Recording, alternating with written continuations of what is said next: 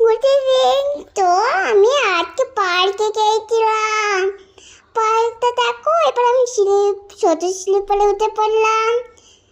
ভয় লাগছিল নামতে গিয়ে, যে আমি আচ্ছা আচ্ছা আচ্ছা আচ্ছা করে নামছিলাম। মামাকে বলছিল পরে, আর ভয় লাগছিল যে আচ্ছা আচ্ছা আচ্ছা আচ্ছা আমি সুই করে নেমে পড়লাম। সুই করে নেমে পড়লাম।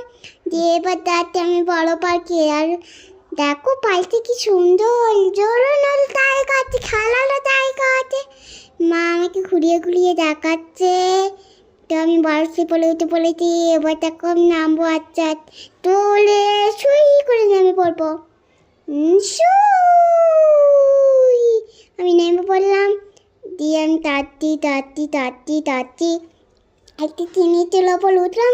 নাহলে একটি তল তল করে পড়লাম। তাইকেও পেয়েছি, ছুটতে চলে গেলাম। দিয়ে ওই দিকে ভালো রাস্তা আছে বলে আমি ওই দিকে ছুটতে চলে গেলাম। দিয়ে এবার এই দিকে গিয়ে দেখো দাদারা খেলছে কি সুন্দর করে। দেখো মা আমাকে আবার যেতে বললো, আবার আমি ছুটতে চলে গেলাম। যে বললাম তো ক্রিকেট খেলতে দাদারা।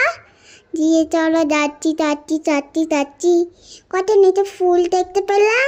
দিয়ে দেখতে উপর দিয়ে দেখতে হাঁটছি। তখন মা উল্টো দিকে খোলালো, তখন আমি ছুটতে পালিয়ে গেলাম।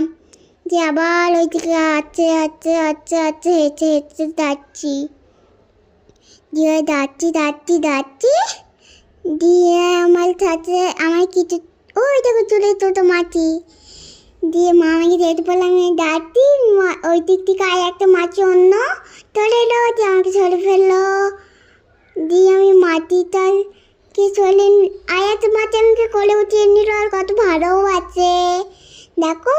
দিয়ে একটা দিদির সাথে আমার দেখা হলো, ওর সাথে সুইং খেলছে। আমাকে পায়ে মশা কামড়াতে, সেই জন্য বলতে টপ।